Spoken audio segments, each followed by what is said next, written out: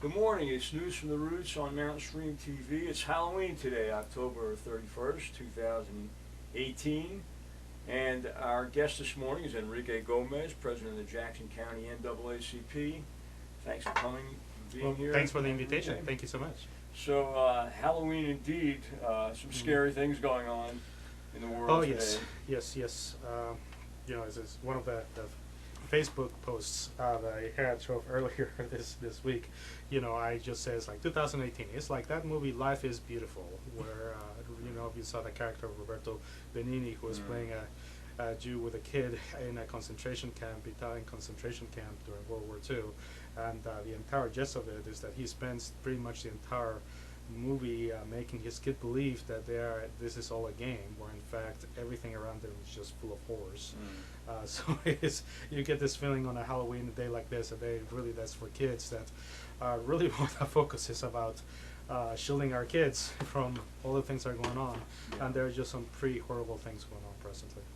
There are. It seems to be accelerating, getting worse and worse. So we are planning a vigil on Yes, so our Jackson County branch of the NAACP is organizing an event essentially as a community response to what we've been seeing basically in the past week. So just a recap, we had a situation where you have an individual that has been identified of sending pipe bombs to various places, CNN as well as various prominent politicians in Democratic politicians as well. Around the same time, we had the case of an individual that sent, fake ricin both to President Trump as well as members of his administration. We had, that person has been identified by the FBI. We had a situation where an individual went around and killed 2 African Americans in Louisville, Kentucky. And as he was doing his killing, he shouted racial epithets. So it seems like it was a racially motivated hate crime. And lastly, we had, most dramatically, the most horrible attack against the Jewish community in the United States, where an individual walks into a synagogue, the Trio Life Synagogue in Pittsburgh, and kills 11 members of that congregation as well. And apparently seems to be wholly motivated by hate, by race. And another component, I guess, that has emerged is that this person was focused on this synagogue because this synagogue gave support and care for refugees in the past. And this is essentially in the context of, for instance, a caravan that is coming from Central America to the United States of refugees. The other component, of course, is that some of the attacks were directed against show of George Soros. This George Soros. And something that has emerged as well in terms of commentators is that you made essentially the let's see, I'm trying to get that wording here straight. The wording went along that has emerged in show of the right-wing media is that a lot of the resistance to the Trump administration is going to coming from something called the Soros-occupied State Department, which is very much harks back to a language that anti-Semites have used consistently about the Zionist-occupied U.S. government. Their choice of words, not mine. And so essentially, all of these things are kind of bubbling up, and they're coming very quickly. And what this has shown is that this is an environment that has become particularly toxic in terms of you have misinformation, misrepresentation directed towards ethnic groups for with political, religious, and racial intentions behind that.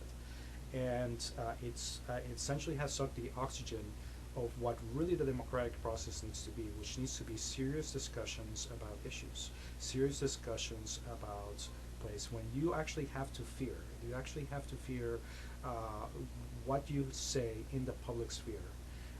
That becomes a place that is toxic to our democratic values. So the purpose behind this vigil that we are holding in downtown Sylva at 6:30 this coming Monday the 5th is that it is going to be primarily a silent vigil. We have asked religious leaders from various denominations and religious traditions to come in and lead opening and closing prayers.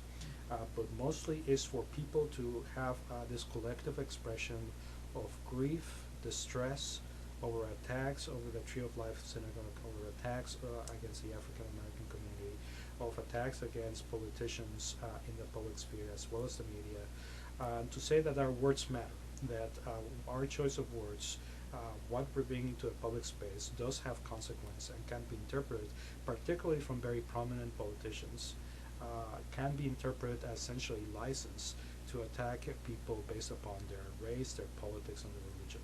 So we need to create that space where we can bring together, hold that center in the democratic space of the center of town, so that people can come together and share that experience. So, I'd like to go over the events of the last week one by one, just to talk about them in depth a little bit more. Sure. The attack against Democratic leaders and George Soros and Robert De Niro, the actor Robert De Niro. CNN, yeah. It seems to me, in any other year, in any other time, this would have generated a sense of horror and not that it didn't, but it would have dominated the headlines and the political atmosphere for weeks and months, because this was an attack on the opposition, a physical, life-threatening attack. Yeah, this were not on the opposition to the existing administration. These were not fake bombs. And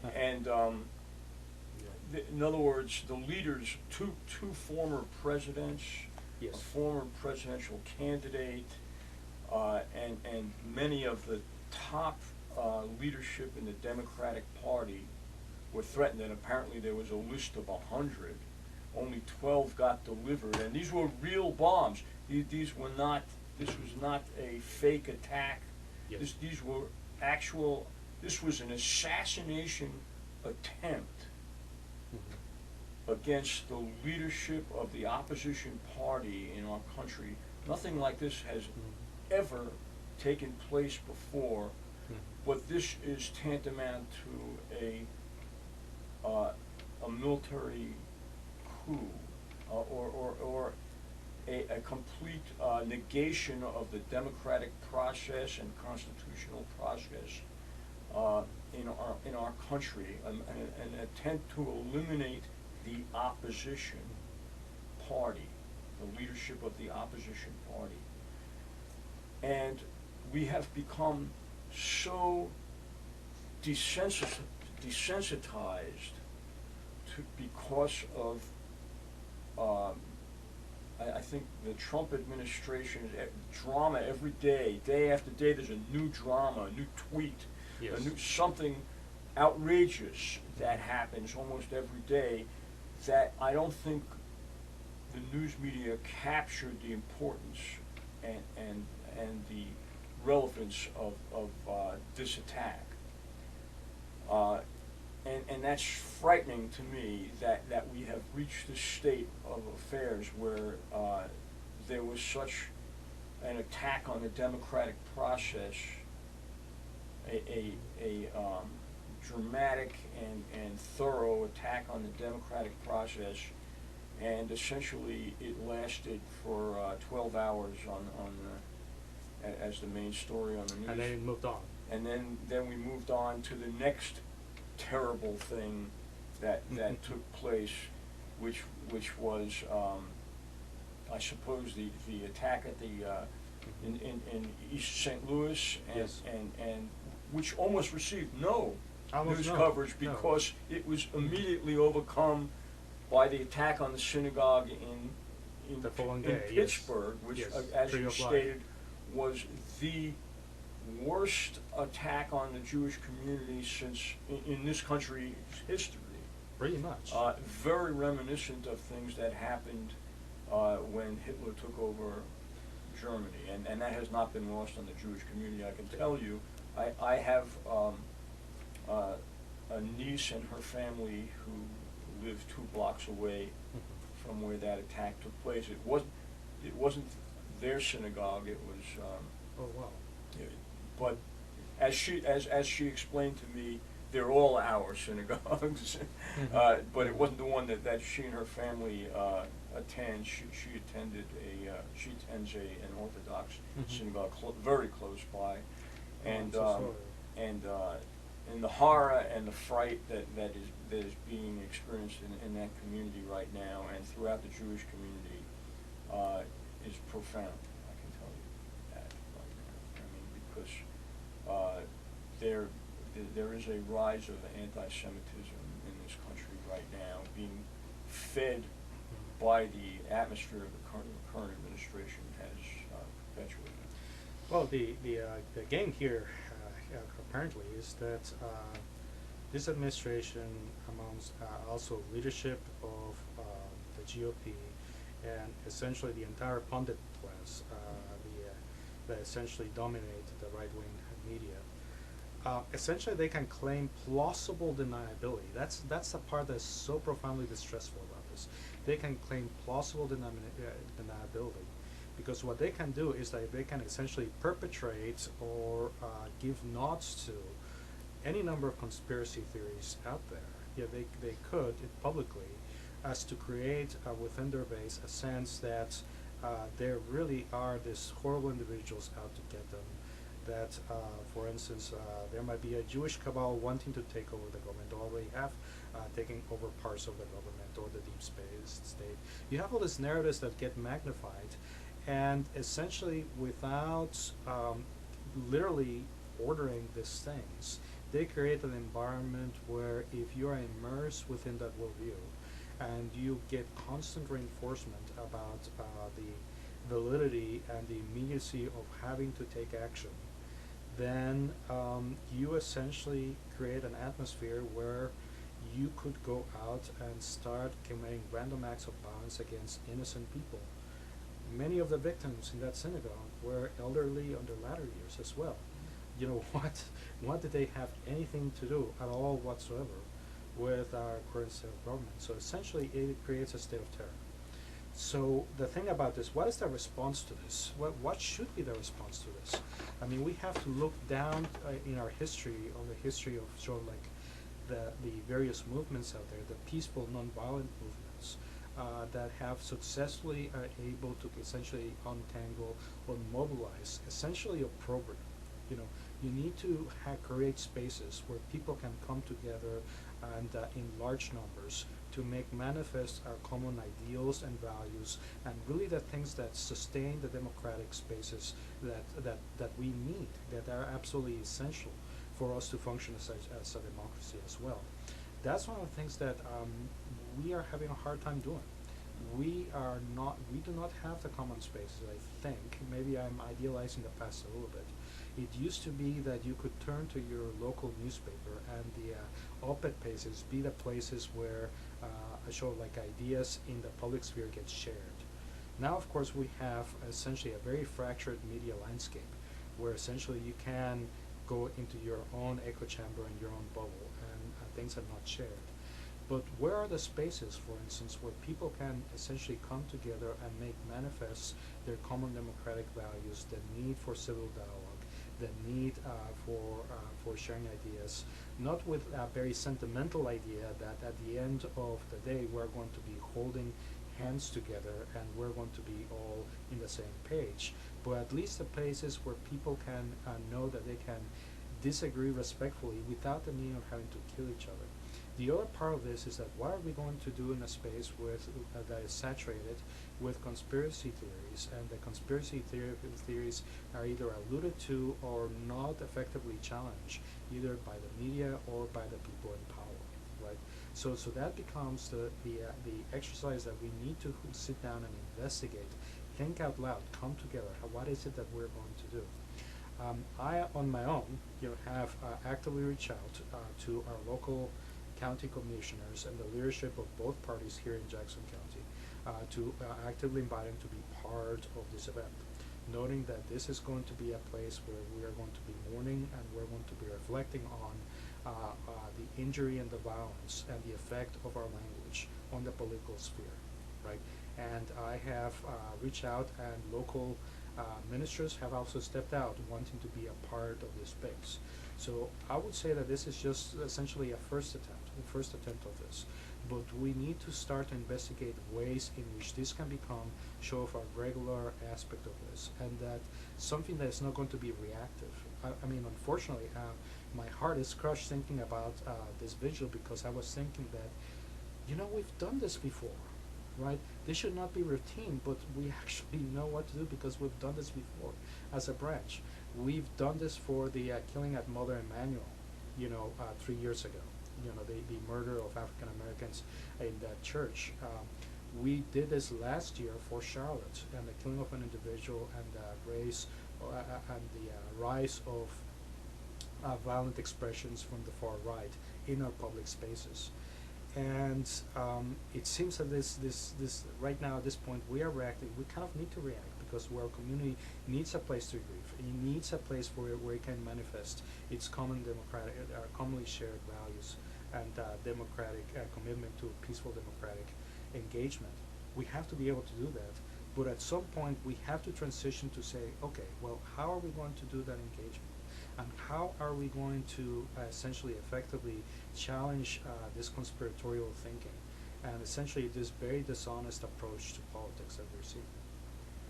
So it seems to me that in order to create a dialogue and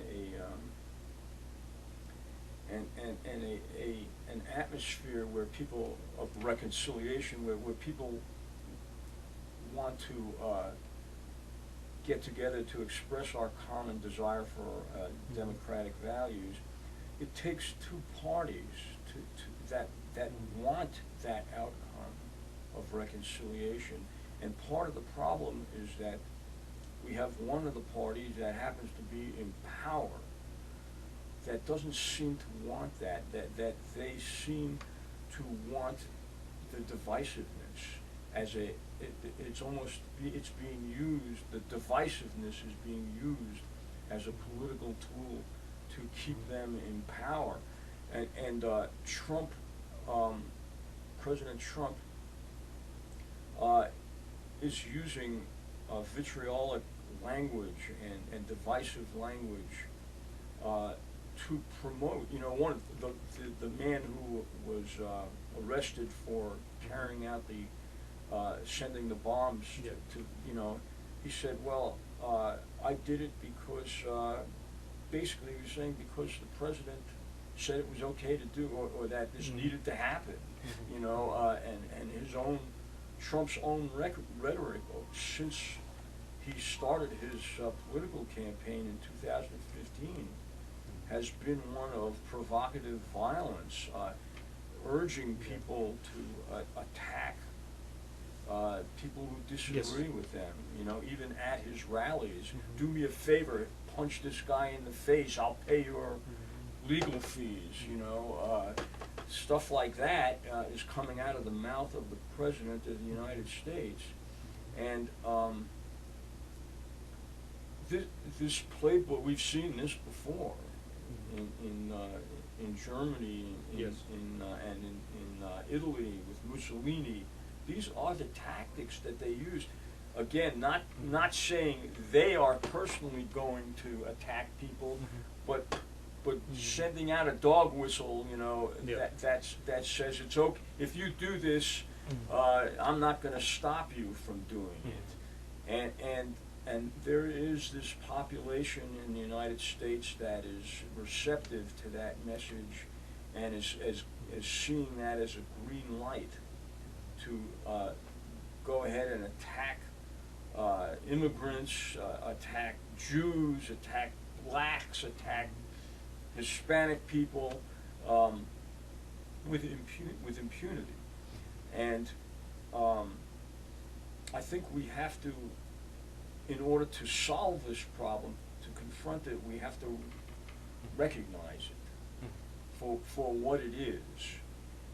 Because we can talk peace Sure. all day long, but if the other side doesn't want peace,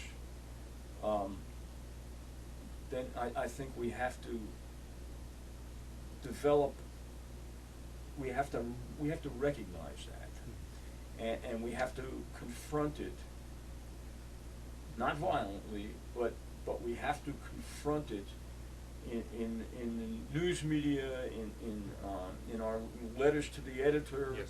in speaking to people. We have to recognize that that's the real reality that we are confronting. This is not something where by accident people are talking to different ends, and everybody really wants peace. We're just not sitting down and talking to each other. That's not what's really happening. What's really happening is that there is a group of people led by the President of the United States that is trying to cause division. That we have a real problem here. We have somebody who's got the political power to implement policies of hatred and division, and that's what he's doing. Yeah, so the issue here is that we have in the federal government, even coming down to the state level, whether we're talking about state legislatures, whether we're talking about the Congress itself, that is dominated by one party, as well as the executive, and now apparently the judicial branch as well. So we have a situation in which effectively the leadership of this government and the leadership of this one party has effectively forfeited moral authority. And right now there is no signaling at all whatsoever that it wants to reclaim that, right? That show of a moral authority. And moral authority is one of the things that you establish that allows you to trust and allows you to realize that you are not here for a party, you're here for a country. And you are here essentially to protect common democratic values and allow, for instance, for the peaceful transition of power, for the engagement of ideas. At least you have the veneer. You have to at least maintain the veneer. Now there is no even intention to even claim that veneer. So what do you do when you have national leadership that has forfeited national values, especially with that? Well, one of the things that we have to keep in mind is that moral leadership can come from many different levels. You could have many different sources of people that can be that source of authority. So what you do, for instance, for engaging, for instance, a Republican Party or people in the conservative movement, libertarians, people on that end of the spectrum, you recognize that those voices do exist. They may not be as prominent as our national figures, but those voices do exist. There's one organization that I might have alluded to when I talked to you earlier. It's called Better Angels, and you go to their website is better-angels.org if you want to do this. The premise behind this particular organization is that they do essentially workshops where you have structured conversations. So you have essentially the one that I attended to in Hendersonville around this time last year, as a matter of fact. You have two groups, the quote unquote the Reds and quote unquote the Blues.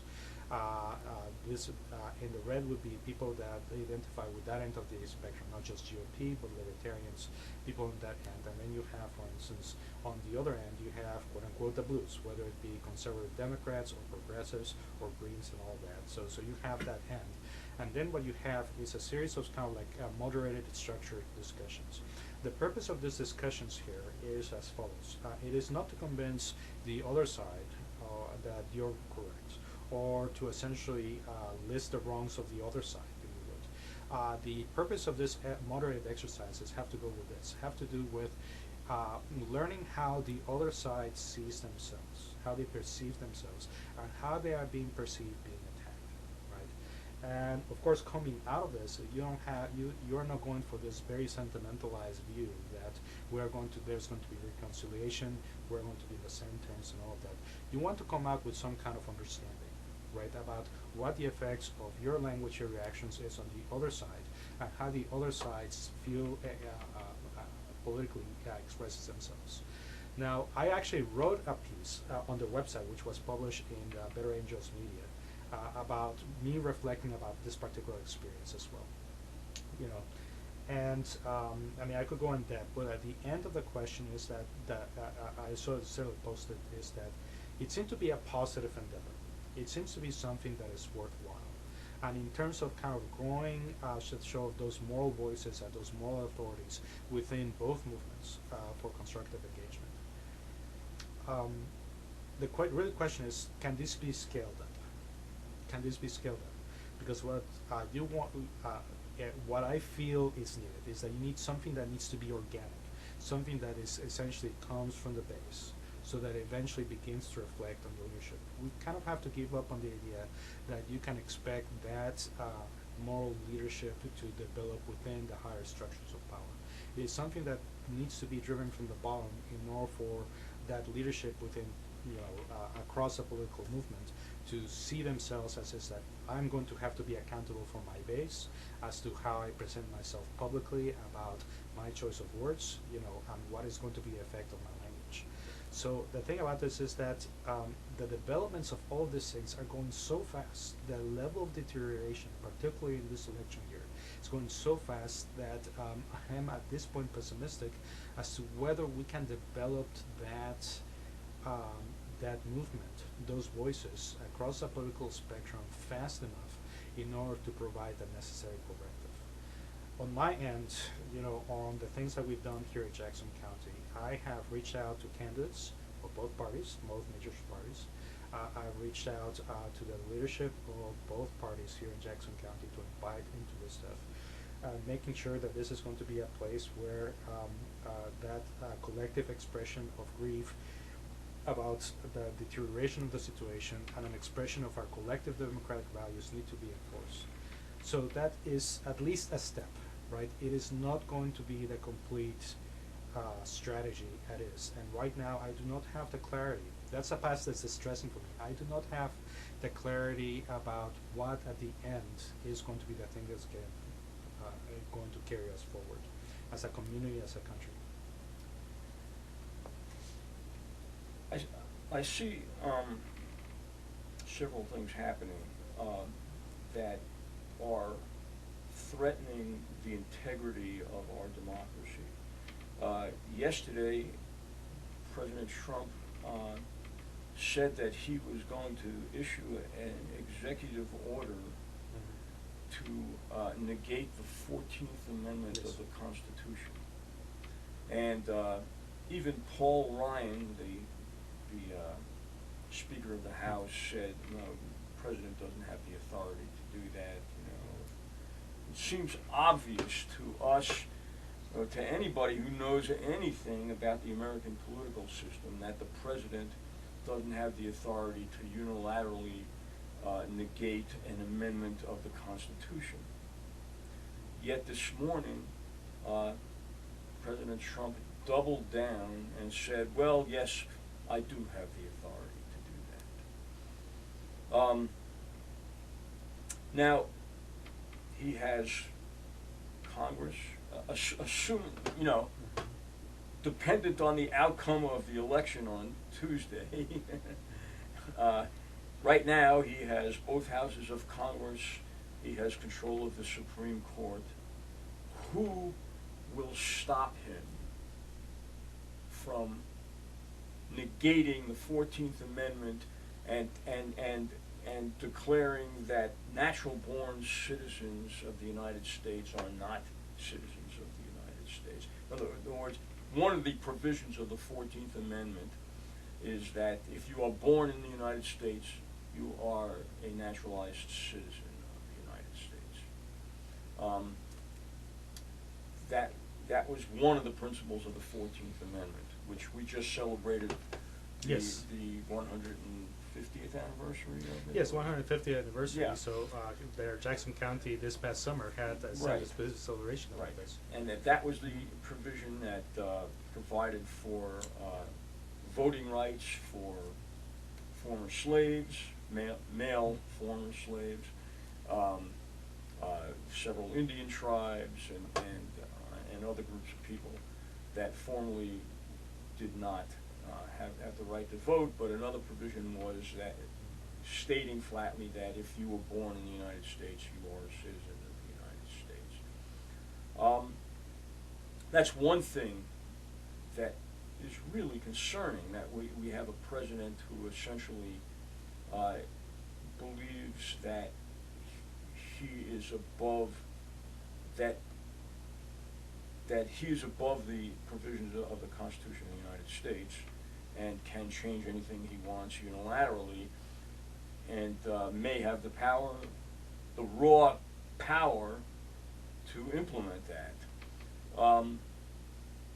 The other thing that I see happening is the extreme voter suppression that is taking place around the country. So it seems apparent. It seems apparent just from empirical observation that the Democratic voters are energized, and I think if there's a fair election that takes place, it seems pretty apparent that at least the House of Representatives will flip Democratic, and maybe even the Senate. But because of the voter suppression, the extreme voter suppression that's taking place around the country right now, it's very possible that that will not come to pass, not because of the will of the people, but because hundreds of thousands of people in each state in which this voter suppression is taking place in are going to go to the polls on November 6th and find out that they're not actually registered, their names have been purged from the polls, and that could flip the election. It may have flipped the election in 2016, Yes. and elections prior to that, for all we know. But now it's becoming blatant. You know, what's going on in Georgia, for instance, it's absolutely blatant. They're preventing busloads of people from going to the polls. They're literally stopping buses and telling the passengers to get off. You can't do this, you know. And at the same time, they're purging people primarily in black communities and Hispanic communities and preventing them from voting. And these are, you know, that plus the implications of Trump negating the 14th Amendment of the Constitution. I mean, the implications of that are incredible. I mean, now who would be included in that? I mean, if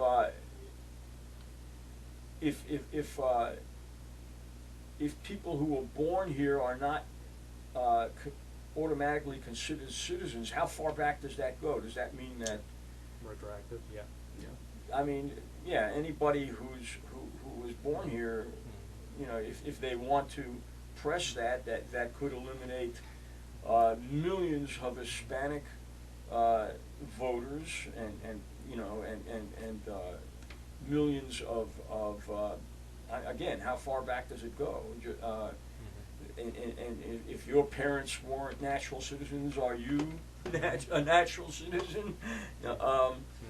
You know, and so this seems to me to be a sort of the beginning of what could become an ethnic cleansing in the United States.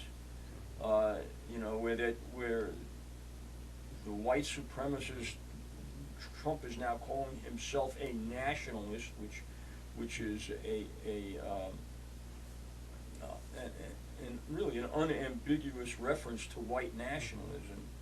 Are they trying to create a white nationalist state in the United States of America? And I mean, I think they are trying to do that, you know. And who is going to stop that? And how are we going to stop that? And I think that we really need to think in those terms right now. If the Supreme Court is backing him up, if Congress is backing him up, and we have a president who doesn't believe in constitutional limitations, what do we have to do to stop that? Well, there's an answer. But I could go over there, but if I can backtrack a little bit on the 14th Amendment a little bit. Full disclosure, I am not a constitutional scholar, but I've been trying to follow various writers to see exactly what is it that the president is doing when he claims that he can use executive power to essentially invalidate aspects of what has been settled law. There's very rich legal precedent that essentially establishes that human beings born in the United States are citizens of the United States. Going back to show that Wong decision going on, essentially you had a case of essentially a man born of Chinese immigrants in the United States, I believe in the late 1800s, who traveled back with his family and then wanted to come back to the United States and was essentially denied entry, saying that he was not a citizen. And what that case that went all the way to the Supreme Court essentially established that yes, if you are born in the state, if you are born specifically within U.S. jurisdiction, then you're a U.S. citizen. So how could you, thinking that there is now a court majority in the Supreme Court, what language, what approach would you go about towards invalidating that aspect of settled law and a very rich precedent at the level of Supreme Court? It seems that aspect there has to do with the concept of U.S. jurisdiction, all right? U.S. jurisdiction, in the sense that, you know, if you have foreign nationals that give birth to a baby in the United States, people that do not have essentially documentation, then well, first off, those foreign nationals that are here in the United States without that documentation that allows them to be in the United States and work in the United States, essentially what they're doing is that they're violating something called from the civil code. It's a civil code violation rather than say show like a criminal. It's a sole distinction, was an important distinction. In that case, you know, that's when you issue deportation orders. That's when you send them out of the country. So then it's almost as if these individuals exist within some kind of bubble, right? But then the question is your U.S. jurisdiction, are you going to create bubbles inside of the United States where those aspects of law, those jurisdictions are not applicable, right? Are you really going to say that that couple that gave birth to a baby in the United States, or that person that gave birth to a baby in the United States, exists in some kind of legal bubble by which this person cannot have habeas corpus, do not have the full range of civil rights that has been recognized by law? So that would be the case in which they would try to do it. You know, show the talk about what is the meaning of U.S. jurisdiction. But the thing about this is that if this person is not under U.S. jurisdiction, can they commit any crime at all whatsoever? You know, I mean, are they really completely exempt of all civil rights? That's probably, in terms of show the legal aspect of it, that's the thing that's alarming, because we live in this environment, you know, where we have to say, it's almost as if when looking at our aspect of our legal code and our notion of civil rights here in the United States, is that in order for us to live in the country that we want to live in, there has to be absolutely no question about the fundamental idea about equality before the law, right? You know, in order for us to have the structure of government and the kind of society that you have to live in, you have to recognize that we adopt this basic notion of fundamental equality before the law. But if you're going to say that, no, there are going to be bubbles inside this, there's going to be porous spaces where those concepts are not applicable, you know, and essentially you have individuals that live inside this bubble, then what we're talking about essentially by and large chaos, by and large sort of legal chaos. Because that you cannot count on all these notions that we comfortably follow and accept as being part of our civil society and the way that government's constructed and the civil protections that we take for granted every day. So that is why it is essential to essentially challenge that logic, if in fact it makes it all the way to the Supreme Court, if in fact there is an executive action. And you know why he's doing it right now, right? I mean, he's doing it right now essentially to kind of suck the oxygen of any discussion about the president being accountable for his works that caused the synagogue killings and the pipe bombs over there. That's what's going on there. Essentially, it's dog whistle and fodder for his base, right? So you have that this is a political show like media perception maneuver to exist with. But going back to the question that you posed just a moment ago about what is going to be the response. Well, the response as it is pretty much the thing that has been true whenever there's been any successful movement to bring down any oppressive regime anywhere in the States or in the world for that matter, right? And we're talking about essentially a mass movement, show of a structured, robust mass movement with that has developed moral authority within itself, that has a vision of nationhood, that is so integral, internally self-consistent, and based upon shared values, that the sheer force and clarity of that movement is effectively what forces even the most powerful dictators, the most oppressive regimes, to essentially yield, right? So essentially the game here is that by and large we already have many of the aspects of this movement. It just needs to be scaled up. It just needs to be magnified. And another aspect of this is that it cannot be reactive, right? It cannot stay reactive. We cannot keep on reacting to things that the people in power are doing, whether it be in the media, whether it be a tweet, whether it can be actions. There's got to be a way in which solutions need to be articulated within this large movement, and it be the movement that essentially forces the people in power. It forces the leadership of the major parties to become accountable and to react. So it has to be proactive. It has to be proactive, right? And one of the issues, of course, is that I strongly believe that for a movement by its very nature, right, is not going to have the top-down organization that a political party would have, or any major organization has. It's going to be made of a spectrum of various organizations and various leaders as well. The way to structure that, or at least to give force, is for there to be show of a common vocabulary of images, of political discourse, of ideas that have currency and have wide recognition.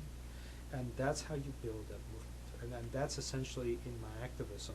That's the way I'm conducting myself and doing over there, doing the most I can to share leadership, to reach out, to think about being a person of service within my organization as well as the larger movement as well, and keep putting forth these ideas. But we really have this desperate need now to scale everything that we've done. We scale it up to develop new leaders, to expand all of our organizations or in the field, in the movement, to take on all the issues that we're dealing with, and start to essentially push these ideas forward. It cannot be that we are going to be held hostage to whatever the next tweet coming from the president is. We have to be able to drive the discussion forward. Our ideas and the concepts and the things that the people of power have to respond to, they have to respond to what we put forth rather than us being constantly reactive to what's going on there. So that's essentially the issue. Is how we're going to do it. I'm just going to post it as an open question for people, to the viewers here, to sort of reflect, discuss, and to engage in conversation with the people around them, and to engage with us, with Mountain Street TV and all organizations in the ground to do this. So this is essentially a call for people to essentially join the NAACP, join various organizations on the ground, such as Democracy North Carolina, Down Home North Carolina, various organizations such as Fort Franklin or Indivisible's Common Ground here in Sylva. Reach out. This is now the time to start being part of this movement and to not stop the moment that the election stops. We have to give up on this idea that we become silent, that we step back whenever the election is over and then gradually kind of build up to the next election. It really has to be something that has to be constant, has to be sustained. I think that's a really, really good point, that the election is important, but it's not the only way that we exercise our democracy. Yes, that regardless of who's in power, our message still has to come through. And I think another thing you said is really important too, that we can't just be reactive, we have to be proactive. We have to put forth a vision of the future that is positive, that people can become part of, and not just react with, it's important to resist what's going on from the Trump administration and from the current Congress and Supreme Court, but it's also important to present an alternative vision that is visible and that people can contribute to and build as part of their own vision, a vision that is inclusive, that is democratic, that addresses issues like climate change and transition to renewable energy and the end of fossil fuels, and that creates jobs and economic opportunities for people in a fair and just manner. You know, a vision of a just society. Yes. And I think that's really important, and to a certain extent, it's not emphasized enough. You know, I think there's a lot of emphasis put on resistance. You know, in my opinion, it was the reason the Democratic Party lost the 2016 election, because the message was essentially, we're not Trump, you know, and that therefore vote for us. And that wasn't enough.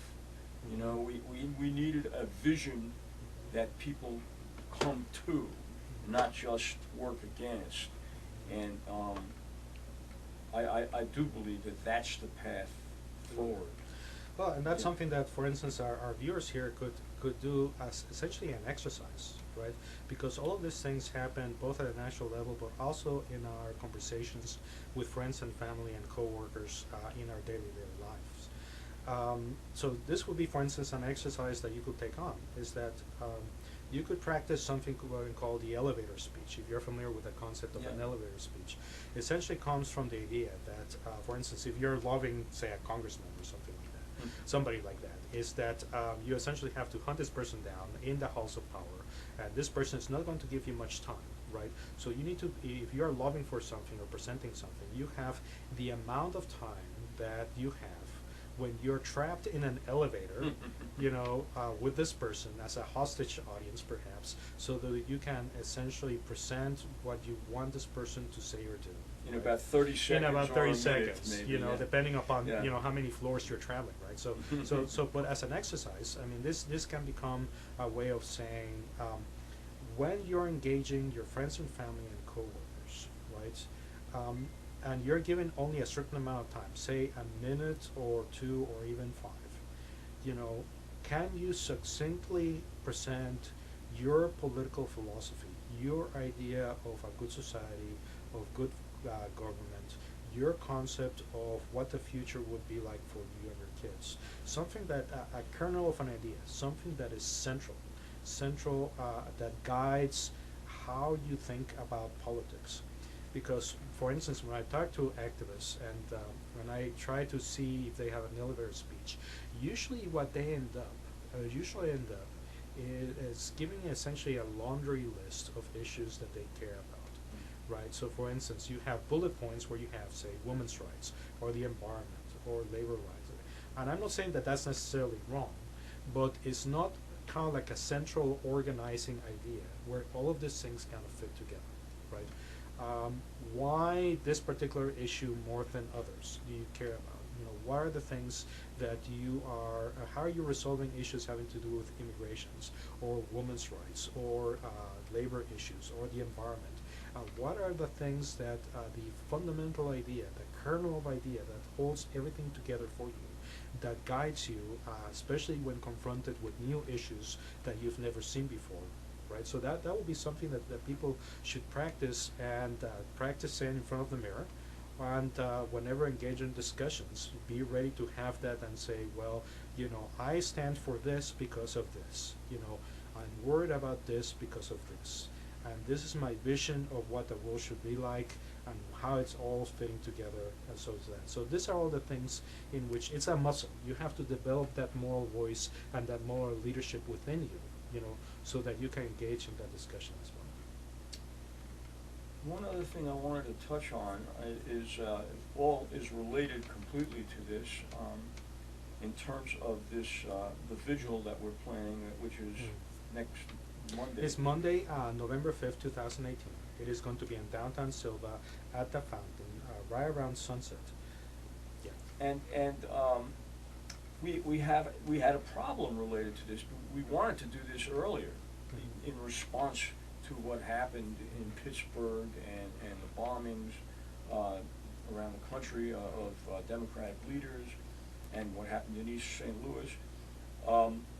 But we couldn't because the town of Sylva passed an ordinance last year, which in my view impinged on our constitutional rights, on our First Amendment rights, saying that you had to apply for a permit, was it 7 days before? It's 7 days, yes. Yeah. Now, this ordinance was passed last year after Charlottesville and immediately following the eclipse that took place in Sylva. And the police were concerned, we held a vigil in response to the Charlottesville Yes. Activity at the courthouse steps at the fountain here in Sylva. And the police were very concerned that we wanted to, that we would ask to hold this vigil on the day of the eclipse when the police were already overburdened because there was an expected influx of thousands of people into Sylva, and they were concerned that their resources were stretched thin and that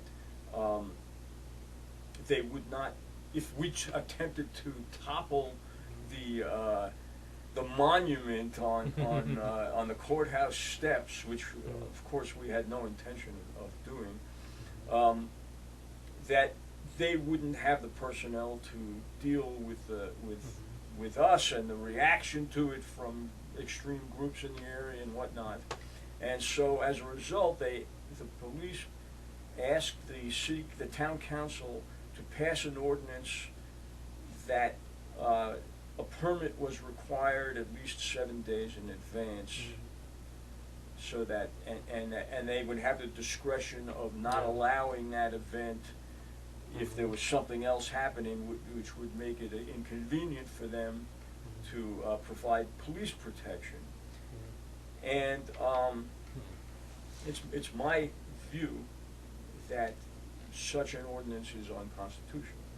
And what's happening this week illustrates that completely, because I think it's important for groups like the NAACP and anybody who feels the urge to do so to voice their opinion and to voice their resistance to the forces that are at play right now, that are the extreme forces that are at play that are costing people's lives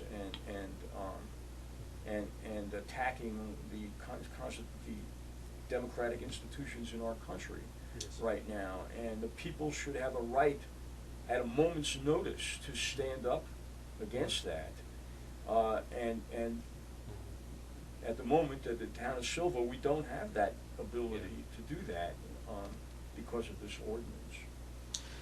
Well, yeah, if I wanted to give the town council the benefit of the doubt on this, it would kind of go like this, in the sense that they are afraid of people being reactive, and essentially the 7 days acts kind of like a cooling off period, so that people's emotions and extremes are not essentially nearly as heightened as when, say, a very dramatic event happens, either locally or nationwide, that causes people distress. I would see how that works, independent of whether it's constitutional or not. But the other aspect of this, is that yes, we were talking about constitutional issues, freedom of speech, freedom of assembly, all of that, and whether or not it infringes of it. I would say that one thing that I wanted to show stress as well is that when you have a major disaster, where you have a moment of shock and disbelief, I think it is extremely unhealthy for our community and democracy for people to withdraw onto themselves, and not express that distress with other people. I would say that something of the magnitude of, say, the Pittsburgh Synagogue Tree of Life massacre, or any of the things that we're hearing over there, the magnitude as such, that is profoundly physiologically distressful for this. And at least even as a gesture of comfort, people do need to come together physically in the presence of each other to have that expression of distress, of mourning, of grieving, of really this disgust with the way things are in our country and the world. And the thing about this is that you don't know when the things would happen. Another way, for instance, to cast it is that, if we were to have another terrorist attack in this country of the magnitude of 9/11, are you seriously going to tell me that the only place that people can do this is to go to their places of worship? Well, why they don't have a place of worship, or they're not comfortable with the options that are available there? And really, the public space, the street, the plaza, our civic monuments and our government buildings are natural places for people to congregate and to have that expression of grief. And it also speaks to a certain level of distrust over the leaders of our civil society, meaning that government officials locally do not have that level of trust on our government, over our civil leaders, to be able to gather people together in sort of like responsible and natural and really necessary expression of collective grief. So I would say that this might be the angle that we want to tackle this, right? We might to express that there really are certain times where it is absolutely necessary for people to feel that they need to come together in community, in their public spaces. Instantly. Instantly, at a Yes. moment's notice. Right. That this is not essentially something. So this is something we might want to And, tackle. I don't doubt the good intentions of the town council or of the police in asking for this ordinance, but I do believe that they overstep their constitutional authority in passing this ordinance. It's not up to the police or the town council to determine when people have a right to exercise their First Amendment rights. The Constitution doesn't say that people have a right of peaceful assembly at the convenience of the police. Yes. Or Yeah, there we go. at the because it's inconvenient for the police or the town council. It's a right that people have, regardless of the authority of government, because it is the ultimate expression of a government of, by, and for the people. Absolutely. Yeah. Absolutely. So I do believe that we need to challenge this this ordinance. This may be something that we could do that. Yeah. And maybe, and as I expressed to you and Dan by email, maybe this isn't the right time to challenge the ordinance, because we want to focus on the issue at hand. We don't want to focus on this ordinance. We don't want to divert public attention from the greater issue at hand. But it's an important First Amendment issue, and I do believe it needs to be challenged. All right. Well, let's go ahead and do it then. Let's see if we can investigate that. Yeah. But certainly, that's the part that's stressful. Stressful is that these things are just, there is no indication at all whatsoever that these things are going to die down or become less frequently. This events that cause that level of distress for all intents and purposes, from all the evidence that we've seen, they are just going to become more frequent. Yeah. And they're going to sustain, and it's going to be exhausting and draining. So we need to find a way in which we can essentially care for the heart of democracy, care for our fellow citizens, and the public space that we share together is one of those places where we can have that exercise of expression and shared democratic ideals and values. Yeah. Enrique, thank you Alright, for another absolutely. enlightening discussion. Thank you so much for having me over. Yeah, Okay. and we'll see you again soon, I'm Yes, sure. sir. With the, as events unroll, maybe we'll have a wrap-up and evaluation of the election. Okay. Let's see if we can do that. Yeah, all right. Please take care of yourself. Thank you. And thank you, everybody. Thanks for watching Mountain Stream TV, and we'll see you next time.